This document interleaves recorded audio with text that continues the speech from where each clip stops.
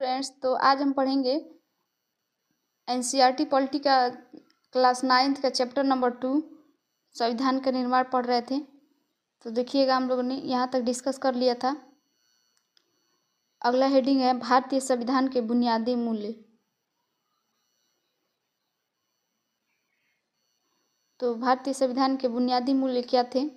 तो हमारे संविधान के पीछे के दर्शन क्या है? हम यह दो तरीक़ों से पढ़ सकते हैं कि हमारा संविधान स्वयं अपने दर्शन के बारे में जो कहता है पढ़ना उतना भी ज़रूरी है। आइए हम लोग जो इम्पोर्टेंट लाइन है उसको पढ़ते चलते हैं।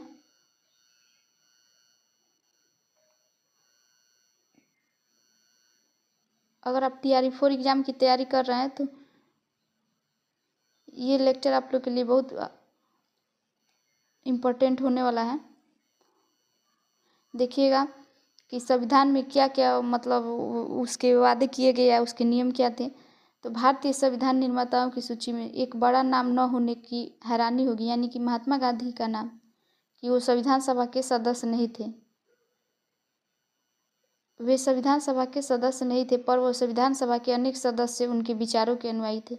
यानी कि जो गांधी जी चाहते थे कि संविधान का निर्माण में इस तरह के नियम हो या ऐसे कानून बने जो सारे लोगों को लगे कि ये हम देश मेरा भी है, और किसी को ये न लगे कि हमें समानता का अधिकार नहीं मिल रहा है या स्वतंत्रता का अधिकार नहीं मिल रहा है। तो गांधी जी की सोच को आगे ले जाने के लिए या ऐसे नियम बनाने के लिए जो उनके अनुयायी थे वो संविधान सभा में सदस्य थे। तो इसलिए गांधी जी के अनुसार नियम कानून बने। तो यंग इंडिया उन्होंने कब लिखा था? तो 1931 ईस्वी में लिखे थे। यह एक पत्रिका था। उन्होंने संविधान सभा से अपना अपेक्षा किए थे गांधी जी कि संविधान सभा में क्या होना चाहिए। तो देखिएगा, गांधी जी का लाइन है, मैं भारत के लिए ऐसा संविधान चाहता हूँ जो उसे गुलामी और अधीनता से मुक्त करे। यानी कि उसको ये न लगे कि हम लोग अपने देश में ही स्वतंत्र नहीं है। और मैं ऐसे भारत के लिए प्रयास करूँगा जिसमें गरीब व्यक्ति भी उसे देश को अपना माने और उसकी भागीदारी, उसको ऐसा लगे कि देश का निर्माण में या जो शासन चल रहा है उसमें मेरा भी भागीदारी है। ऐसा न लगे कि कोई उच्च वर्ग है और निम्न वर्ग है, यानी कि कोई बड़ा और छोटा न हो। कानून की दृष्टि में सब कोई समान हो और सारे लोग मिलजुल से रहें, और छुआछूत या शराब नशीली की कोई जगह नहीं हो। यानी कि जो अनुसूचित जाति जनजाति हैं या जाति हैं, उन सब से जो लोग छुआछूत की भेदभाव करते थे, तो गांधी जी चाहते थे कि ये सब न हो और महिलाओं को भी पुरुषों के बराबर अधिकार मिले। गांधी जी ने कहा था कि मैं इससे कम पर संतुष्ट नहीं होऊंगा। यानी कि इतनी सारी चीज़ें संविधान में या हमारे देश के कानून में होने चाहिए। देखिएगा, दिया है बलदेव सिंह के बारे में। हमारे एग्जाम के लिए बहुत ही इम्पोर्टेंट पॉइंट है, इसको देखिएगा। 1901 में इनका जन्म हुआ था हरियाणा में। सफल उद्यमी और पंजाब विधानसभा के अकाली पार्टी के नेता थे। संविधान सभा कांग्रेस द्वारा ये मनोनीत किए गए थे बलदेव सिंह, और बाद में केंद्रीय मंत्रिमंडल में ये तो रक्षा मंत्री भी बने थे। अगला देखिएगा किसके बारे में दिया है, कन्हैया लाल मणिक लाल मुंशी। इनका जन्म कहाँ हुआ था? तो इनका जन्म गुजरात में 1827 ईस्वी में हुआ था। इनकी मृत्यु 1971 ईस्वी में। यह वकील और इतिहासकार थे, एक भाषाविद भी थे, कांग्रेस के भी नेता थे और गांधीवादी विचारों को मानते थे, कन्हैया लाल मुंशीलाल। और केंद्रीय मंत्रिमंडल में भी मंत्री थे, और ये स्वतंत्र पार्टी के संस्थापक भी थे।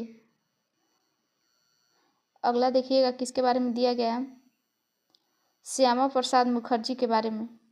इनका जन्म कहाँ हुआ था? तो 1901 ईस्वी पश्चिम बंगाल में। यह अंतरिम सरकार में उद्योग और आपूर्ति मंत्री थे। इनको कौन सा विभाग मिला था? तो उद्योग और आपूर्ति मंत्री। यह शिक्षाविद और वकील भी थे। हिंदू महासभा में ये सक्रिय भूमिका निभाए थे अपना। श्यामा प्रसाद मुखर्जी बाद में भारतीय जनसंघ के संस्थापक भी थे।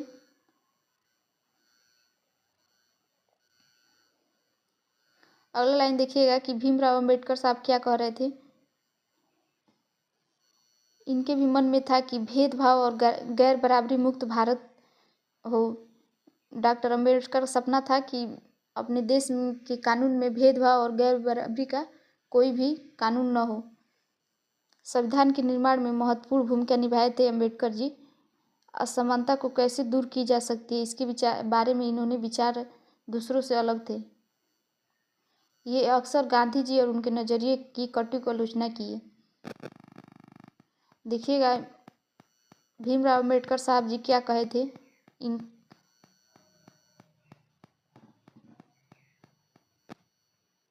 26 जनवरी 1950 को हम विरोधाभास से भरे जीवन में प्रवेश करने जा रहे हैं। राजनीति के मामले में हमारे यहाँ समानता होगी, पर आर्थिक और सामाजिक जीवन असमानताओं से भरा होगा। यानी कि इनके कहने का मतलब था डॉक्टर भीमराव अम्बेडकर के कि आर्थिक और सामाजिक जीवन लोगों का एक बराबर नहीं हो पाएगा, क्योंकि बहुत ही गहरी खाई है लोगों के बीच में, उच्च और निम्न वर्ग के लोगों के। कुछ लोग बहुत अमीर हैं तो कुछ लोग बहुत गरीब हैं। राजनीति में हम एक व्यक्ति एक वोट और हर वोट का समान महत्व के सिद्धांत को मानेंगे। उन्होंने कहा था कि सबको सार्वभौमिक वैश्य मताधिकार से सबको वोट देने का अधिकार होगा और हर एक व्यक्ति के वोट का समान महत्व होगा। उन्होंने अपने आर्थिक और सामाजिक जीवन में आर्थिक ढांचे का एक ही सिद्धांत था कि एक व्यक्ति एक वोट। इस विरोधाभासपूर्ण जीवन में कितने लंबे समय तक जीते रहेंगे? हम अपने सामाजिक और आर्थिक जीवन में कब तक समानता को नकारते रहेंगे? अगर यह मतलब जो लोग सामाजिक और आर्थिक जीवन में समानता नहीं रखेंगे या भेदभाव करेंगे तो राजनीतिक लोकतंत्र संकट में आ जाएगा, यानी कि देश का शासन अच्छे तरीके से नहीं चल पाएगा। अगला देखिएगा भीमराव अम्बेडकर के बारे में क्या कहा गया है। कुछ इम्पोर्टेंट फैक्ट है, इसको देख लीजिएगा। हमारे एग्जाम के लिए बहुत ही इम्पोर्टेंट है, यहाँ से क्वेश्चन डायरेक्ट पूछे जाते हैं कि भीमराव अम्बेडकर जी का जन्म कब हुआ था। तो 1891 ईस्वी मध्य प्रदेश में हुआ था। यह प्रारूप कमेटी के अध्यक्ष थे, सामाजिक और क्रांतिकारी चिंतक थे, जातिगत बंटवारे और भेदभाव के खिलाफ इन्होंने बहुत अच्छी से भूमिका निभाई थी। स्वतंत्र भारत की पहली सरकार में कानून मंत्री थे। रिपब्लिक पार्टी ऑफ इंडिया के संस्थापक भी थे भीमराव अम्बेडकर जी। इसके बाद आइएगा 15 अगस्त 1947 की मध्य रात्रि को संविधान सभा में पंडित जवाहरलाल नेहरू ने क्या कहा था, देखिएगा। उन्होंने कहा था कि वर्षों पहले हमने अपनी नियति के साथ साक्षात्कार किया और अब वक्त आ गया कि हम अपने वायदों को अमल करें, पूरी तरह से नहीं तो काफ़ी हद तक। घड़ियाँ जब तक ठीक मध्य रात्रि का घंटा बजाएंगे सारी दुनिया सोती रहेगी, तब हम भारत के नए जीवन की शुरुआत करेंगे और हमारा देश आज़ाद होगा। इतिहास में कभी कभार ही सही समय पर ऐसा क्षण जरूर आता है जब हम पुराने को छोड़कर नए में प्रवेश करते हैं। जब एक युग का अंत होता है तो एक किसी राष्ट्र में दबी हुई आत्मा प्रस्फुटित होती है और आवाज़ पाती है। ऐसे पवित्र क्षण को हम अपने आप को भारत और लोगों से अधिक मानवता की सेवा में समर्पित करेंगे। यही हमारे लिए उचित है। आज़ादी और सत्ता हमारे लिए जिम्मेदारियाँ लाती है कि हम अपने देश को कैसे चलाएंगे, कैसे शासन करेंगे। भारत के संपूर्णता लोगों को प्रतिनिधित्व करने वाली संप्रभुता संपन्न सभा की अब ऊपर जिम्मेदारी है। आज़ादी के जन्म से पूर्व हमने पूर्व प्रसव पीड़ा झेली है, यानी कि आज़ादी के लिए हमने बहुत मेहनत की है, बहुत हमारे नेताओं की मेहनत से ये आज़ादी मिली है। इस क्रम में दुखों से हमारा दिल भारी है, इस दर्द में अभी भी बने हुए हैं। ये हमारे पंडित जवाहरलाल नेहरू जी का कथन है। जब तक लोगों के आंखों में आंसू है, कष्ट है, तब तक हमारा काम खत्म नहीं होगा। हमें देश के लिए अभी बहुत कुछ करना है। तो ये सारे बात कौन कहा था, तो ये पंडित जवाहरलाल नेहरू कहे थे। ये देखिएगा उनके बारे में दिया है कि इनका जन्म उत्तर प्रदेश 1889 ईस्वी में हुआ था। अंतरिम सरकार के प्रधानमंत्री थे और वकील और कांग्रेसी नेता थे। समाजवाद, लोकतंत्र और साम्राज्यवाद पक्ष के विरोध के पक्षधर थे और ये भारत के प्रथम प्रधानमंत्री बने थे पंडित जवाहरलाल नेहरू। अगला देखिए सोमनाथ लाहिड़ी के बारे में दिया है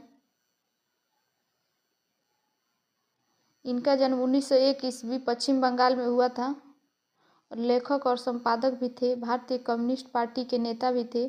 बाद में पश्चिम बंगाल विधानसभा के सदस्य भी बने थे। तो देखिएगा फ्रेंड्स, हम लोग ने मात्र 10 मिनट में कितना सारे फैक्ट को कवर किया है। तो आप लोग अगर एनसीईआरटी को रिवीजन करना चाहते हैं तो इस वीडियो को देखते रहिए। सारे एनसीईआरटी के फैक्ट कवर किए जाएंगे, हर सब्जेक्ट का और हर क्लास के। अगला टॉपिक है हमारा संविधान का दर्शन। जिन मूल्यों ने स्वतंत्रता संग्राम की प्रेरणा दी, उसे दिशा निर्देश दिए, इस क्रम में जांच परख के लिए वे ही भारतीय लोकतंत्र का आधार बने। भारत की संविधान की प्रस्तावना में इन्हें शामिल किया गया है। देखिएगा, भारतीय संविधान की सारी धाराएं इसी के अनुरूप बनी है। संविधान के कुछ बुनियादी मूल्यों की एक छोटी सी उद्देशिका के साथ होती है। इसे संविधान की प्रस्तावना या उद्देशिका कहते हैं।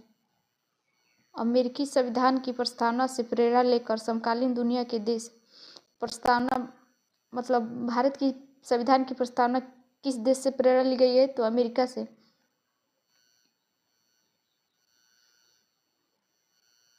अमेरिका की प्रस्तावना क्या है देखिएगा।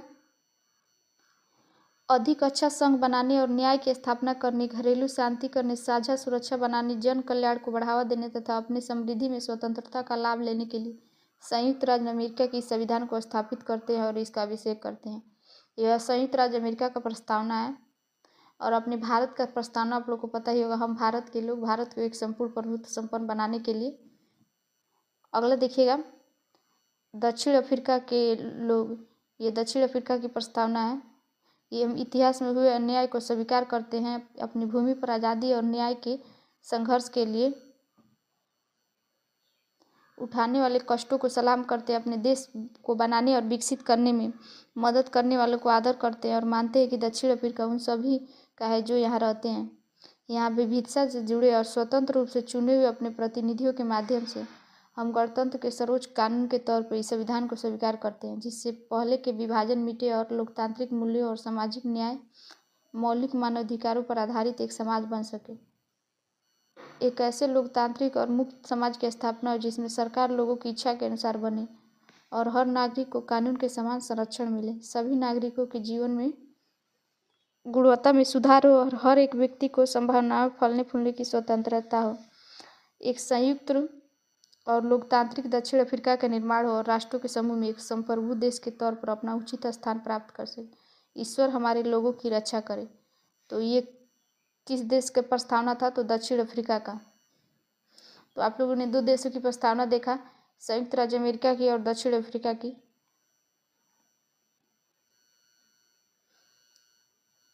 अगला इम्पोर्टेंट लाइन है, संविधान की प्रस्तावना लोकतंत्र पर एक खूबसूरत कविता सी लगती है। इसमें दर्शन शामिल है जिसमें पूरे संविधान का निर्माण हुआ है।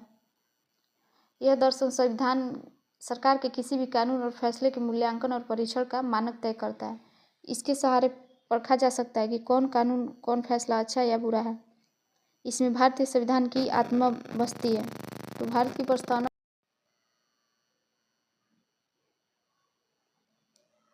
इसके सहारे परखा जा सकता है कि कौन कानून और कौन सा कानून अच्छा या बुरा है। इसमें संविधान की आत्मा बसती है।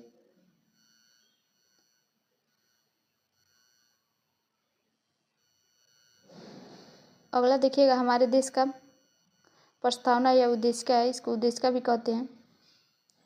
यहाँ से भी क्वेश्चन डायरेक्ट पूछे जाते हैं कि प्रभुत्व संपन्न या समाजवादी के बाद से पंथ निरपेक्ष आता है, या इनको क्रम में सजाइए।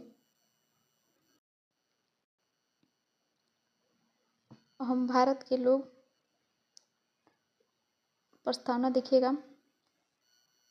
हम भारत के लोग भारत को एक संपूर्ण प्रभुत्व संपन्न समाजवादी पंथ निरपेक्ष लोकतांत्रिक गणराज्य बनाने के लिए तथा उसके समस्त नागरिकों को सामाजिक, आर्थिक और राजनीतिक न्याय, विचार, अभिव्यक्ति, विश्वास, धर्म और उपासना की स्वतंत्रता, प्रतिष्ठा और अवसर की समता प्राप्त करने के लिए तथा उन सब में व्यक्ति की गरिमा और राष्ट्र की एकता और अखंडता सुनिश्चित करने के लिए, बंधुता बढ़ाने के लिए दृढ़ संकल्प होकर इस संविधान सभा में आज तारीख 26 नवंबर 1949 को मिति मार्ग शुक्ल सप्तमी संवत 2006 विक्रमी को द्वारा इस संविधान को अंगीकृत, अधिनियमित और आत्मर्पित करते हैं। तो देखिएगा कैसे क्वेश्चन पूछता है यहाँ से कि भारत की उद्देशिका में कितने प्रकार के न्याय हैं। तो 3 प्रकार के न्याय हैं, सामाजिक, आर्थिक और राजनीतिक। कितने प्रकार की स्वतंत्रता है। तो 5 प्रकार के, विचार, अभिव्यक्ति, विश्वास, धर्म और उपासना। और कितने प्रकार की समानता है। तो 2 प्रकार की, प्रतिष्ठा और अवसर की समानता। तो ऐसे भी क्वेश्चन आ सकता है कि प्रभुत्व संपन्न, समाजवादी, पंथ निरपेक्ष, लोकतांत्रिक, इसको क्रम वाइज सजाइए।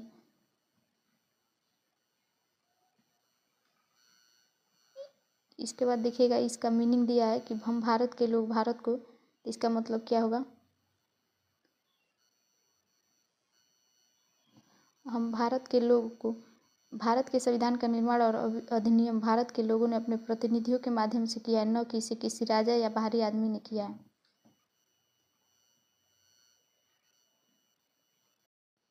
अगला है समाजवादी। इसका मतलब क्या हुआ। तो समाज में संपदा सामूहिक रूप से पैदा होती है और समाज में उसका बंटवारा समानता के साथ होना चाहिए। सरकार जमीन और उद्योग धंधों की हकदारी से जुड़े कायदे कानून इस तरह बनाए कि सामाजिक आर्थिक असमानताएं कम हो। अगला देखिए क्या दिया है, लोकतंत्रात्मक। इसका मतलब क्या हुआ कि सरकार का ऐसा रूप जिसमें लोगों को समस्त राजनीतिक अधिकार प्राप्त रहते हैं। लोग अपने शासन का चुनाव करते हैं और उसे जवाबदेह बनाते हैं। यह सरकार कुछ बुनियादी नियमों के अनुरूप चलाती है। अगला देखिएगा न्याय के बारे में कि न्याय नागरिकों के साथ उनके जाति, धर्म और लिंग के आधार पर भेदभाव नहीं कर सकता। स्वतंत्रता का मतलब कि नागरिक कैसे सोचे कि किस तरह उसे अपने विचारों को अभिव्यक्त करने और अपने विचारों पर अमल करे, इस तरह कोई अनुचित पाबंदी नहीं है। अगला है बंधुता। हम ऐसे आचरण करें कि जैसे हम परिवार के सदस्य, कोई भी नागरिक एक दूसरे के अपने से कमतर न माने। अगला है समता। कानून के समक्ष सभी लोग समान हैं। पहले से चली आ रही सामाजिक समानता को समाप्त करना होगा। सरकार हर नागरिक को समान अवसर उपलब्ध कराने की व्यवस्था करे। गणराज्य का मतलब क्या होता है कि शासन का प्रमुख लोगों के द्वारा चुना हुआ हो, न कि किसी वंश या राज खानदान का हो। अगला है पंथ निरपेक्ष। का मतलब क्या होता है। तो इसका मतलब होता है नागरिकों को किसी धर्म को मानने की पूरी स्वतंत्रता है, लेकिन कोई धर्म आधिकारिक नहीं है। सरकार सभी धर्मों की मान्यता और आचरणों को समान महत्व देती है। अगला है प्रभुत्व संपन्न। लोगों को अपने से जुड़े हर मामले में फैसला करने का सर्वोच्च अधिकार है। कोई भी बाहरी शक्ति भारत की सरकार को आदेश नहीं दे सकती। तो आप लोगों ने ये सारे प्रस्तावना की एक एक करके इसका मीनिंग देख लिया। एक इम्पॉर्टेंट लाइन है, देखिएगा इसको ध्यान से कि समाजवादी और पंथ निरपेक्ष शब्दों को 42वें संविधान संशोधन 1976 के द्वारा उद्देशिका में जोड़ा गया था। समाजवादी और पंथ निरपेक्ष शब्दों को जोड़ा गया था, ये पहले मूल संविधान की प्रस्तावना में नहीं था।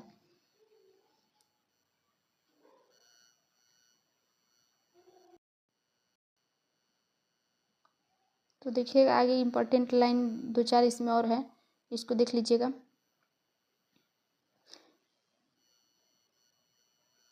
संस्थाओं का स्वरूप।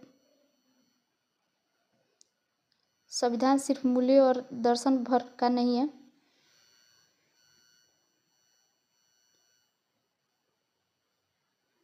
देखिएगा भारतीय संविधान निर्माताओं को लगा कि इसे लोगों की भावनाओं के अनुरूप चलना चाहिए और समाज में हो रहे बदलाव को उससे दूर नहीं रहना चाहिए। इसे पवित्र और अस्थायी, न बदले जाने वाले कानून के रूप में नहीं देखा था, इसलिए इन बदलाव को समय समय पर शामिल करने का प्रावधान भी रखा। इस बदलाव को क्या कहते हैं। तो संविधान संशोधन कहते हैं।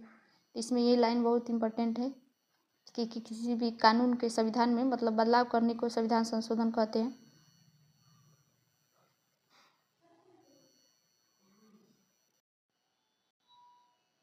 किसी भी संविधान की भारतीय संविधान में विभिन्न नियम है कि जिनके अनुसार शासकों का चुनाव किया जाए। ये इम्पोर्टेंट लाइन है, इसको देख लीजिएगा। ये संविधान में लिखा है कि किसके पास कितनी शक्ति हो, कौन किस बारे में फैसले लेगा, साथ ही नागरिकों के कुछ स्पष्ट अधिकार भी हैं और सरकार के लक्ष्मण रेखा भी तय किए गए हैं कि किस इस नियम से काम करेगा सरकार।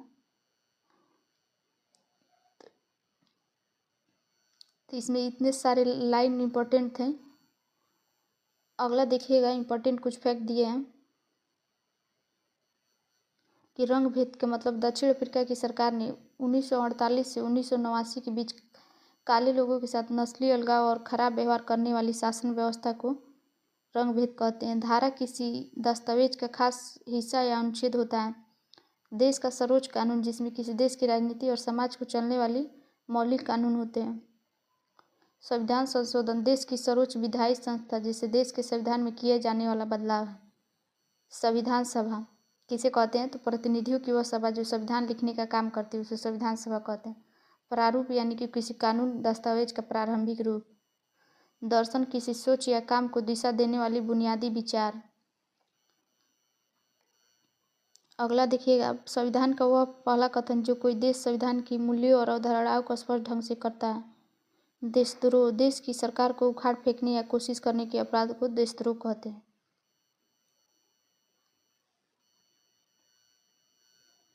तो ये चैप्टर समाप्त हो गया। क्लास 9th का ये NCERT का भारतीय संविधान पॉलिटी का सेकेंड चैप्टर था।